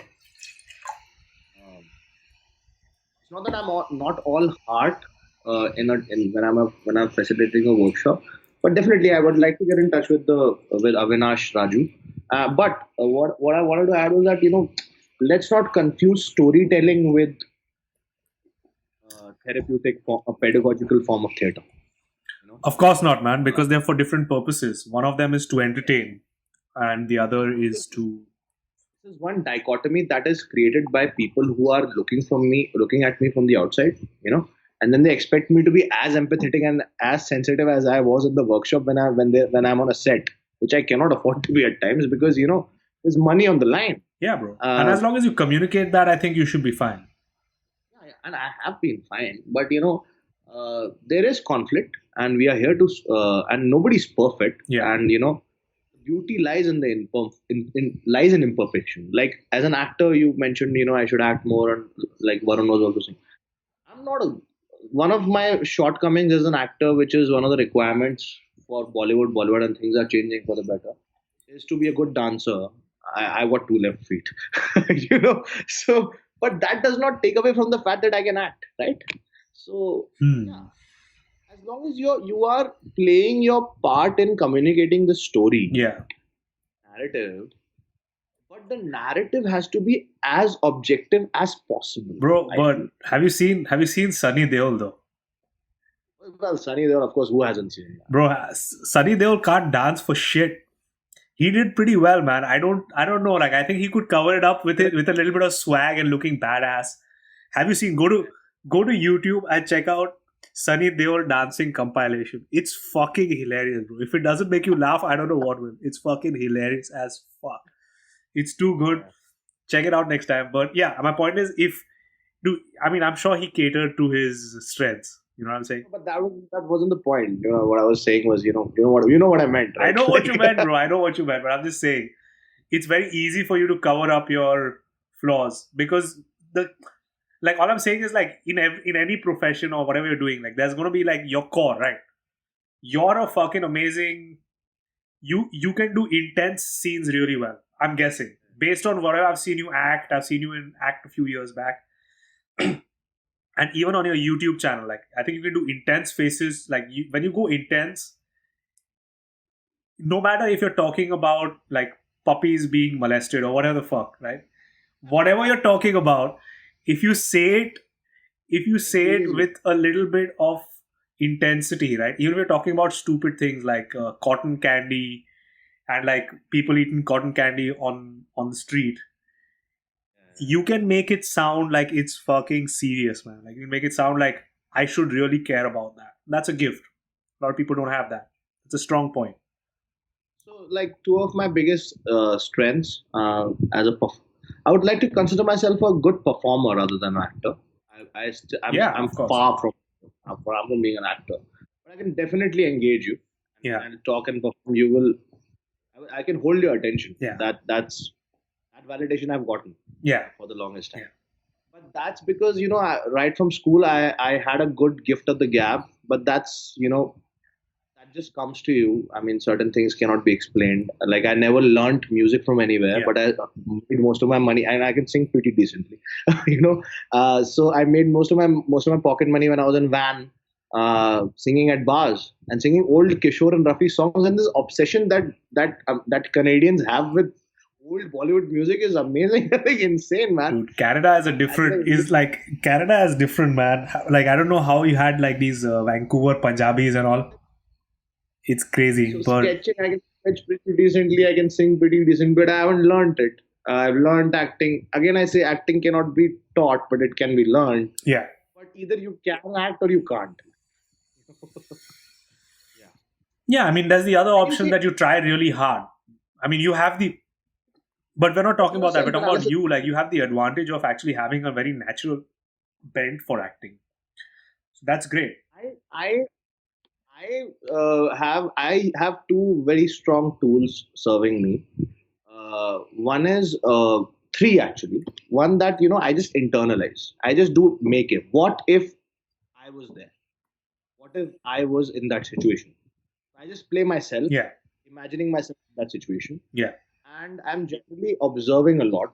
Whenever I'm when you see me doing nothing, actually I'm doing everything. Like the most work is that I'm doing is when I'm doing nothing, because I'm observing everything and everyone around me. right. I'm driving faster, thing, which is a big tool, observation, and then imagination is basically recollecting whatever you've seen from your subconscious, right? Yeah, Because that's your bank, that's your fixed deposit, your subconscious memory. yeah, Now, all I do is that I just put Ishan there. yeah. Once you analyze it shows in your voice, it shows in your eyes. Hmm. I guess that's what you see. You kind of access those schemas Yeah. to make it technical. But Varun This was is where telling me I about some. Sorry. This is where I disagree with Varun also, because he is a big believer in method, and I've tried it and I've left it.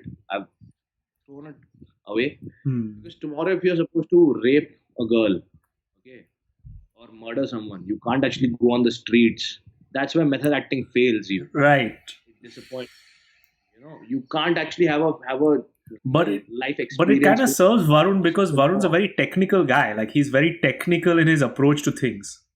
Varun is very technical. I'm more spontaneous. Yeah. There's a method to my madness. Yeah, it's hard for Varun to be spontaneous. He works more if he can like think about it, access different states of mind. It's not readily available to him. That's why he does it, but that's why he needs it. But I'm not completely rejecting method. Where method works for me is sound. Like your five senses. Sound in the sense that like say today, like comedy comes very easy to me. One or two rehearsals I'm on. I can make you laugh like this. Yeah. And then I'll play something funny. I'll probably play a Govinda song from Bade Miyan Chote Miyan for all I care, or I'll watch a Jim Carrey Liar Liar or a Bruce Almighty the night before. Because that comes easy, because but then stand up is something that I don't do, because I do not believe in making people laugh at the expense of anybody else, which is why I believe in situational comedy more. Chaplin, the But when Where you're the- doing where the stand up, you don't cost- have to make fun of other people. Like, you don't have to make fun of other people. most of it is like that. No, I don't. I'm. There are one or two people who do it really well and who do not really end up offending anyone. There's Russell, okay, and there's But I Veer mean, at Das. the end of the day, you're talking about offending someone else. Like whatever you do, you're going to offend other people, bro. I didn't say offending, like say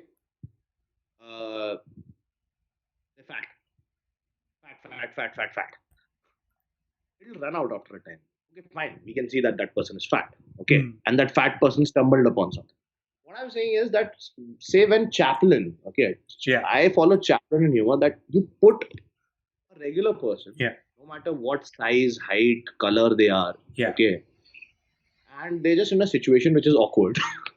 And then that situation and that circumstance generates humor. Yeah. It's not acceptable. Yeah. So, but what It's definitely more artistic, for sure. So situational comedy is more thing. When I have to do an intense scene, then I'm like Varun. And I'm like, I get better with more and more rehearsal. Dude, he So, was like, telling you me know, about this the- crazy.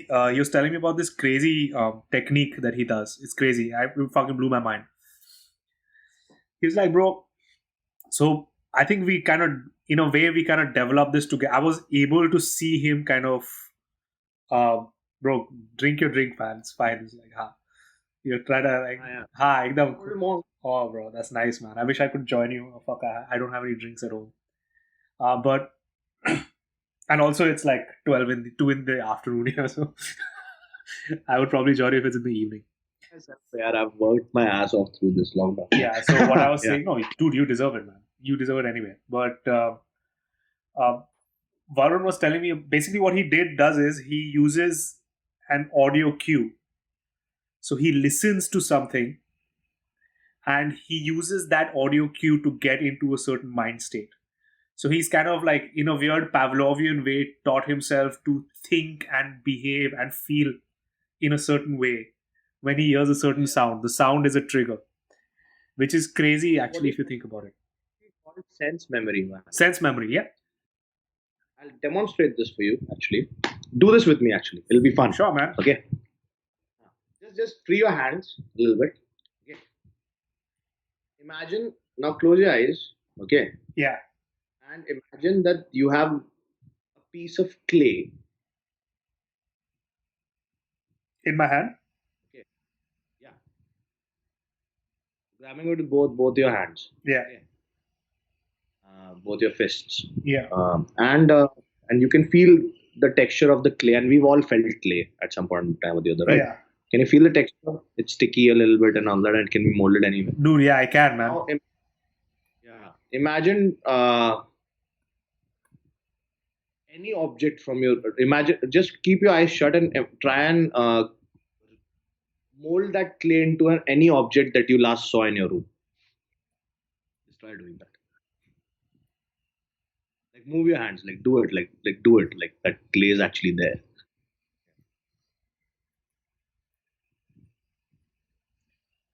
Right. Was it a flower pot? Nah, bro. It was my mic. Ah, But yeah, what? something with Yeah. room on its head, and then so see, that's what Varun is talking about. How is this sense Basically, memory? all Though? language. Yeah, that's the sense memory. That's what method acting How in is Stanislavski the talks. sense memory though? Sense memory. How As in, how is what I did sense memory? you just you had your basically one of your senses is your sight. Yeah. Eyes were shut, but you could recollect your mic. You just saw it. If you can do the same with something that, say, a leaf petal, Yeah. a rose petal, or say a leaf that you had seen probably 4 hours back, but you can imagine exactly the size that it was and all that.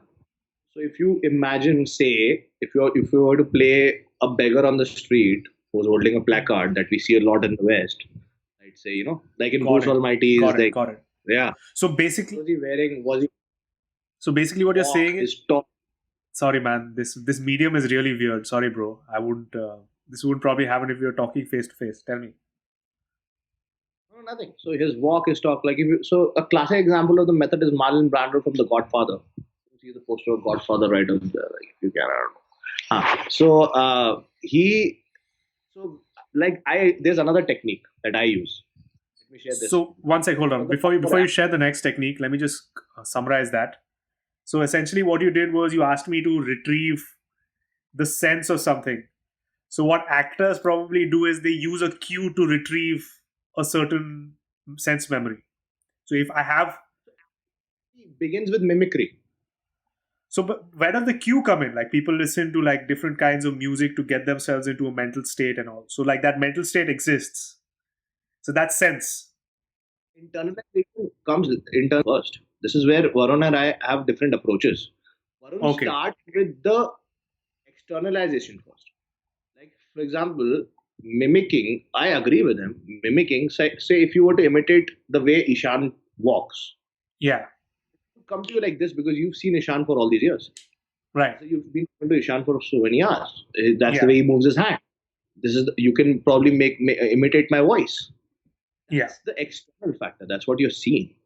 Hmm. What I'm feeling is internalization.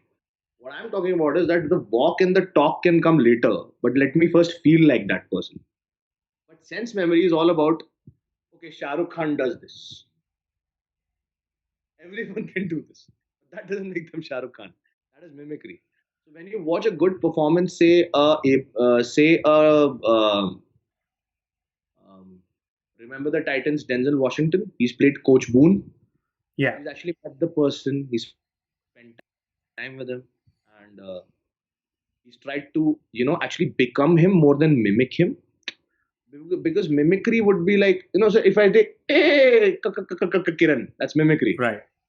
I actually want to say tomorrow if I have to play Shah Rukh Khan in his biopic, Yeah. then I would actually have to become like him, get into his physicality, his exact weight. So, dude, you just made me make that mic, right? You just made me make that mic. How would an actor use that sense memory? Is my question. The mic is an object. It's got a top, a middle, and Yeah. a bottom. Just like a human body. It's got a head, it's got a neck, it's got a chest, it's got a torso, it's got a thigh, it's got a feet. Yeah. Some people are heavy on their feet, so they thump and they thud. So they walk like if Sanjay Dutt is, hey Baba, kya bol rahe hai tu? But this is still mimicry. I'm not doing it as well. Got it. He's got it like that, like Saurabh was like Saurabh Ketkar, our favorite character. Oh yeah, that's just mimicry of him, but that was his tonality. It starts there, but as you keep crossing that basically imagine first, because what we see is what we gather. First, you get that, and that's what Varun is doing, and that's also pretty smart because it's working for him. He's imagining the physicality and what he's seeing of the character first, and then he's getting into his mindset. What I am actually doing is I don't want to waste my energy doing the walk and the talk and the physicality. First, I want to get into his mind, but actually, both the approaches work to each their own. Yeah, I think we got to ask Varun about his approach, but from whatever I've spoken to him, it seems like his approach is mostly that he has certain level, he can emote. Like, for example, he wants to be ready to cry on a snap of a thing. So what he uses sense memory for is he cues that. He uses a certain cue, like a song or a memory, and the response that he's looking for is that he wants to cry. But he's over a while he's taught himself that loop that if I listen to this song, I'm going to cry. So he just the next time he has to cry, all he does is he listens to that song. So I mean, I think that's what kind of Varun is going for, but I'm not sure we're going to have to ask him. I'm also doing that. You know how? What he's talking about is that every piece of music hits your subconscious and triggers a particular emotion. And we've got 9 emotions. All human beings have got 9 universal emotions. Okay. In Natya Shastra, we call it the Navarasas. Okay. The easiest emotion to get to for anyone or any actor is anger. Yeah. What he's doing is nothing exceptional because anyone can get angry like that. I can be like, hey, what man? Yeah. Like, Yeah. I was angry. Yeah. That was pretty angry, man. I could see your eyes change and everything. I was like, hey, what the fuck are you talking about? Like, all that. I can do all that. Yeah. It's easy. The easiest emotion to get to is anger. Everyone has that. Yeah.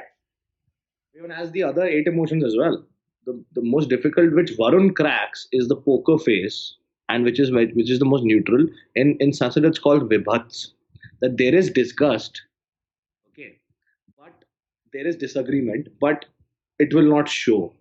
So DiCaprio does it very well, and I've also sort of, mastered it in my own way. I would like to believe so that say you just said hypothetically you just said something that I didn't agree with, Right. and I just empower myself like this.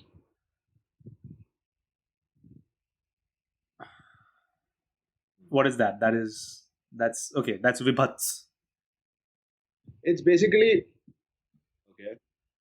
Like for example, if you were to like look down on someone, Yeah. what someone, and this is what Dilip Saab does and Brando does. All they do is just scan someone from top to bottom. Like how the British said that if you want to judge anyone's character, you look at their footwear, Yeah. and then you'll realize that what shoes that person is wearing will tell you that where that what that is that person really like uh, meaning what he's saying he is. Right. Because if he's wearing a full flat suit and or borrowed Gucci or Copacabana from top to bottom, but his shoes are torn, then probably it's borrowed, it's not bought. Yeah. Stuff like that. So there are actors who are geniuses like Brando. All they do is like to disempower a character. They just do this. Yeah, man. Smoke. Dude, Let's just Marlon Brando in. Have you seen a streetcar named Desire? Dude, my God, what is that look on his face, dude? He's got that look. Pacino, man, like Pacino is more Brecht. This is where Varun and I, and this is a fun thing, which and I will Of course, man. I will love to keep having this give and take with him. So he's more of a De Niro guy, and I'm more of a Pacino guy.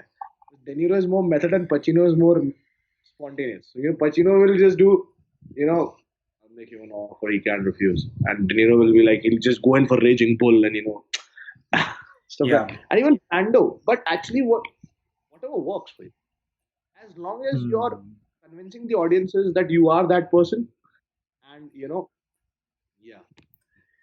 Yeah, man. So that's where, by the textbook definition of a good actor, Varun will become the character sooner. Yeah.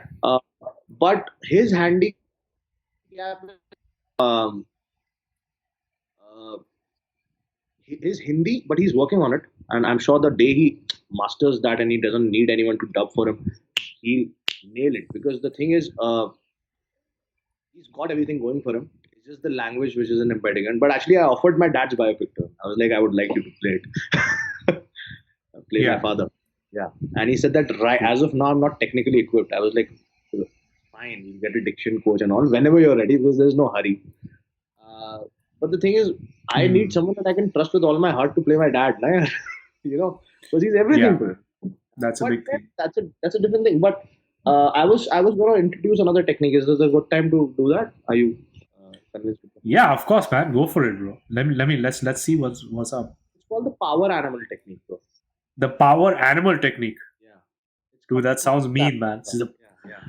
Power animal is Yeah. basically that we all, if we start, there's a thing. It's almost sort of meditative, and there's a like organically composed piece of music from South Africa and South America, native, native Indian. You just Google it, power animal music, instrumental.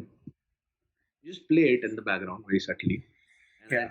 take you as an out of body experience, and everyone lies down in that meditative state with the eyes shut in there, and I'll do it someday because it takes about an hour or so if you want. But this is what I do in my workshop with all my actors. Everyone has an inner animal. Oh yeah. Like somebody does literally emulate the characters of a chimp or a lion or a tiger. Yeah. Okay. So the thing is, now I've done this exercise n number of times, and I've always found a lion. So what are the traits of a lion? A lion is usually lazy. His upper body is heftier than his lower body. Okay. Yeah. He's laid back. He will never go hunt, but he will only protect the tribe. Okay, and he'll be very territorial, and he'll be all about a gang, like a herd. Yeah. Right. Tiger is a loner. Tiger hunts for himself. He only meets the female. He only meets the tigress when he has to mate. Right. And they send off when they grow up. Yeah. Okay, and then they have to. Tigers stay alone. So now the thing is, now say if a so and so is found a lion, and so has found a stag, so and so has found a unicorn. It can be a mythical animal as well. Some people do find unicorns and whatnot, and so and so has found a bear, or so and so has found an eagle. Yeah. So today, first I have to know that what my animal is. So I can play a lion very well. Okay, I have that one character. Yeah. Today, if I know that Shivam has some animal, that I can recollect you, and I can use that. So in The Godfather, has said this on record in the actor studio, he said that he used a bulldog. He put two marshmallows here. He's patting the cat like that. He goes like, "You come on the day my daughter's wedding. You don't take." Oh yeah. He's got a bulldog going. Very intimidating, but bulldogs can be befriended. That's interesting. That is crazy. That he was crazy, man. Sorry. Scarface. Al Pacino has convinced he's a hyena. He's like, oh wow, say hello to my little friend. It's a hyena. No, man. I don't know about that, dude. He definitely seemed more vicious than a hyena in that movie, for sure. So the power animal technique is something that I believe in a lot. That's crazy. One of my friends does this form of theater. I don't know if I've ever had the chance to introduce you guys, but he's basically one of my best friends from school, Rohit, and he's been doing theater the longest. He's been doing theater the longest out of anybody I know. He's been doing theater for around now. It's probably going to come close to over 16 years. He's doing it for a long time, and what he went to UK and he learned physical theater. So physical theater, yeah. So physical theater is like, and he learned like one of his course for a period of 6 months. I keep like joking about him, but it was basically he learned how to clown for 6 months. Clownery you're talking about? I've done clownery as well. So not just clownery. He did basically the basis of what he was doing was physical theater. But the most bizarre, like literally the most bizarre stage show that I've ever seen was with Rohit, because he invited me. He's like, bro, you got to come and watch this show, man. And actually, I insist that I have to watch every one of his shows. So I was like, bro, let me see. He's like, dude, you don't want to come for this one. I was like, no, bro, I want to come for this one. Like, no, fuck, no. I was like, no, tell me about it. So it was in some place in Parel. Cheers, man. So it was in some place in Parel. And this guy was basically lower Parel by any chance? Not lower Parel. A little bit higher than. So it was basically on the edge of lower Parel. One of those venues, yeah, I can sort of. It was basically like it was a warehouse turned into a fucking theater. Oh, yes, I've been to this place. I can't get recollected, but yeah, I know. I think I know what you're talking about. I think you're talking about the one at next in a mill. Yes. But this one's not that. No. That one's a very fancy theater. I think it's called 515 or something like that.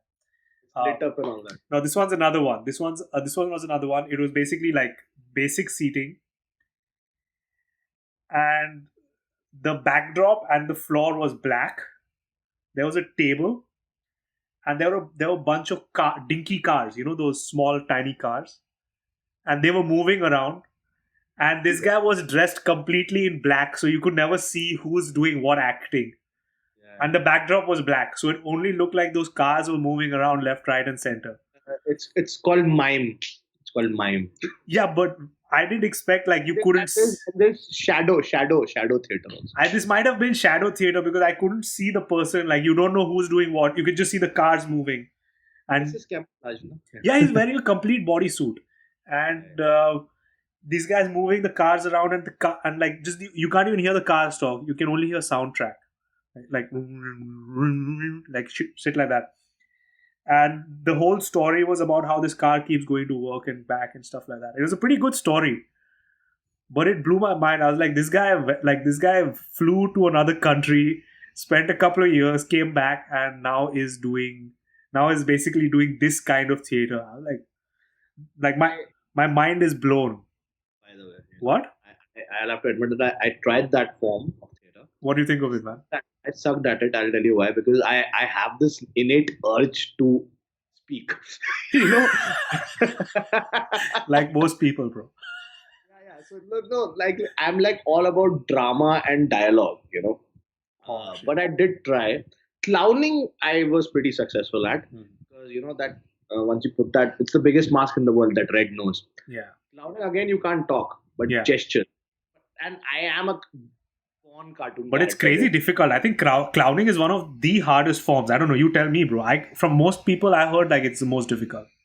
Crazy. I'll tell you why. Because first things first, a lot of actors this problem. Thankfully, I never had. What to do with their hands? Yeah. They just can't sit in one place. Yeah. You know, Especially because like the way you move your hands can actually have a comedic effect or not. like if I say this, that, it could just completely, totally change the meaning of what you're saying. Yeah. Stillness is what clowning gave me, and but the thing is, with me, I was as a kid, I watched so much anime and Dragon Ball Z, Yeah. and and Tom and Jerry, that I would make faces in front of the mirror, okay, while brushing my teeth and whatnot. Yeah. So I just sort of, even before I came to theater, I just made my face very flexible. Like right now, I can make faces like move my eyebrows. Yeah. So I just You had a gotta very practice that shit, man. I can move my ears like that. I can do this. So Hmm. the thing is, I had a very flexible face. So with clowning, all you have to do is just everything and else in your body doesn't matter. You can't talk. It's all your face, and you have to basically become animate. So I have to, whatever Yeah. is that. I achieved that, but the problem Yeah. comes when this is where most actors struggle is how do you deal with silence? That's tough, man. That's a tough one. I'm struggling, but I've been successful at times. Uh, Hmm. but uh, but only I have to confess this only when the characters were powerful. In the sense that the character sketch of the person was in a position of authority, I could play with silence. When I Yeah. had to play a victim or somebody in a disempowered position, I struggled a lot. Hmm. I needed some activity, what they call that, give me a prop, give me a cigarette or give me a pen to fiddle with, or let me scratch my nose or be all sarkar, But that's just probably me. That's again, that's my handicap as an actor. I'm good at character something because I'm generally, you've seen me, people who know me, I'm someone who's always very, head on. Uh, Right. head on in the sense that I don't shy away from confrontation and from a debate, and be it verbal or physical, in the sense that I would arm wrestle someone at a party at the drop of a hat. Even if I know, Right. I would jump into it. Even if I know that the first person is stronger than me, but I'll still go for it. And but that's me. But that's what I tell actors, that if you want to learn from me, and if you look up to me, and I do get a lot of interns and a lot of young boys and girls who look up to me as an actor, and it's really there. I'm not acting humble. I'm just saying. I say that don't just take my strengths and don't take my weaknesses. Because it's Hmm. not always that you will get the lead character or a protagonist. Hmm.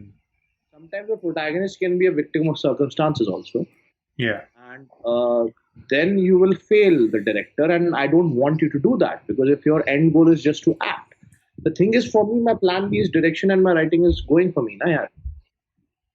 But then that is not coming from a lust of just playing the hero from my end. It's unintentional, purely. Yeah. If you convince me that in the narrative, the man is, I don't know if you've seen this classic 50s black and white Bollywood film. We look at the West a lot for inspiration, but we've had some great makers like Guru Dutt and Bimal Roy. There's a film called Do Biga Zameen. It's about a daily wage laborer whose land is going to be grabbed by an industrialist, so he has to like pay off the debt of a zamindar. So he goes to the Yeah. city, and so I said that we can make that film right now in India, because there's so many daily wage laborers who are struggling to get back home. Yeah. So actually, nothing is really changing. Certain narratives remain the same. Uh, I would love to play a Dobiga, even and the man who acted in Dobiga, I mean, as the farmer, was pulling a bullock cart in Mumbai. Dude. In Calcutta was. Could you give me a second, man? I'm just sorry to interrupt you, but could you give me a minute? I just even I want to use the restroom. So I'll tell you what, man. Let's wrap this one up Yeah. because we've been going on for 2 hours, and I think that's awesome. I've really enjoyed the conversation. I'm just going to close up. Thank you so much for coming in, and come one sec. Thank you so much for coming in, man. I appreciate it. And just one more time, how can someone find you on Facebook or I'm sorry, whatever social media you use? Just type ESSHAN. That's my first name, Ishan. My last name is Katara, Katara. But what is most important is please go on YouTube and search for Kindred Films LLP. Let me just open my uh, channels, this thing, whatever, on my phone. Kindred Films LLP. There you That's the logo. That's the logo. So that's where people can find you if someone wants to go to Kindred Films and check out his content. I love Ishan's acting anyway, so I'm sure that his fucking direction is going to be awesome as well. Just subscribe, yeah. We need 1,000 subscribers. That's what I'm actually doing all the time, 24/7. But just find me on Awesome. Facebook, Ishan Katara, ESSHAN, or Instagram. And actually, yeah, just make it parliamentary. Don't be intrusive of my privacy. That's all. But I'm not a All snake. right, guys, great. Thank you so much, Ishan. Appreciate you. Thank you so much, Shivam. And let's not be so formal. Yeah, we need to catch up soon. Yeah, it was lovely, Sure, bro. you and interacting with you after so long. It had been Good to ages. chat with you, man. Let's hope to meet soon. Yeah.